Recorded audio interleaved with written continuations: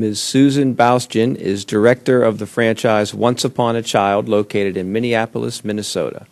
Once Upon a Child are independently owned resale businesses that purchase and sell used and new children's clothing and merchandise.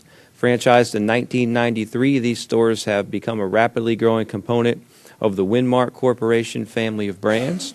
Welcome, Ms. Baustian. Thank you, Chairman Altmeyer, for having me here to testify today. Sorry.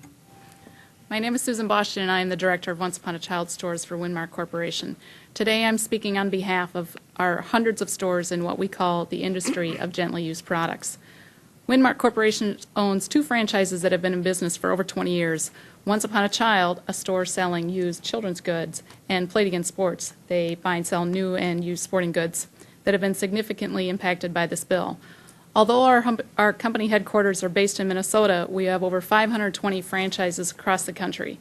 What that amounts to is over 500 store owners worrying about whether or not they comply with the law, 5,000 employees scrambling to figure out how to comply, and over 200 vendors feeling they do not have the resources to test their products to ensure that they comply with these new standards.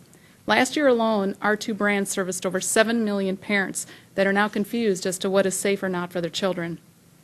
The ill-executed implementation of this legislation has brought fear into the industry, and that fear, especially in economic times like these, can bring a halt to successful and productive businesses.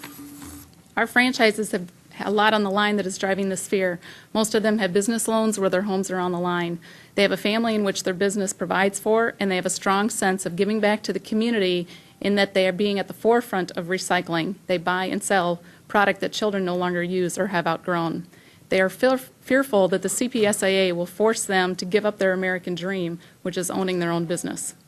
I think what is really unfortunate about this debate over the CPSIA, it has led to finger-pointing on an issue that we really all agree, that we want to ensure the safety and protection of our children. Our store owners have dedicated their lives to providing safe, fun, educational products for children of all ages and are now having to rethink how they can continue to offer these products without violating the law. We want to work with the Consumer Product Safety Commission to comply with this law, but the guidance issue thus far has been difficult to understand for many of our store owners. We do not want to have to shut our doors over legislation that we all agree could help children if implemented in an effective and productive way, but we need the help of CPSC and Congress to clarify what is required for our store owners. The CPSC has come out and stated that resellers such as Once Upon a Child, Play It Again Sports, as well as Goodwill, Salvation Army, ARC, church organizations, garage resellers, consignment stores, anybody that has a small business that does resell items, do not have to test products, but our businesses are still liable if those products with banned substances are sold. The CPSC recently produced a handbook for resale stores and product resellers with the purpose being, and I quote, to help identify the types of products that are affected and to understand how to comply with the law so you can keep unsafe products out of the hands of consumers. Unlike the information that the CPSC supplies regarding recalls, which is a very specific list by brand, model number, the handbook is too general and to effectively determine which products are safe to buy and sell. For example, on page 7 of the handbook, it indicates, and I quote, that items made of wood without paint, surface coating, or hardware are okay to sell, and I unquote. It also indicates that, and I quote again, clothes with rhinestones, metal, or vinyl plastic snaps, zippers, grommets, closures, or appliques are best for us to test. We could either contact the manufacturer or we should choose to not sell them. Unlike retailers of new products, our franchisees across the country really have no idea how to determine if the painted blocks, toy trucks, dolls, stuffed giraffe, or anything else that they're bringing in and they're buying and reselling contains lead paint or are made up of dangerous lead components or toxic plastics. It will be a violation of the Act to sell an item that is known to have more than the acceptable limit.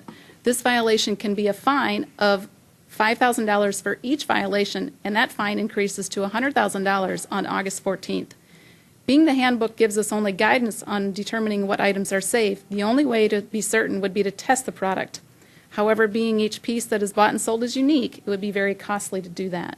With a house on the line, a family to care for, and a potential liability to deal with, fear has really taken over for many of our retailers. Last year alone, Once Upon a Child paid families $45 million for children items that we purchased for resale, which generated $120 million in sales for our franchisees. For families, The money that they receive from selling these children's items can be used to supplement the parents' income or may be used to buy items for their children that they may otherwise can't afford. For business owners, this income helped provide for their family. But now, many business owners and parents are worried that they won't know when a snap or zipper contains lead, and like toys, they have no way to test these items. If there's really one thing that's become clear through this process, it's that we as an industry need more guidance and we need more time to sift through inventory, understand new regulations, and find cheaper, more efficient ways for testing products. For my industry, it's critical that we are able to understand how we can better sort through the inventory and confidently buy and sell children's items without fear of selling something that is unsafe for a child or facing consequences of violating the act. We need to know specifically what items are deemed unsafe for our children. I thank you for calling this hearing today on the impact of this bill.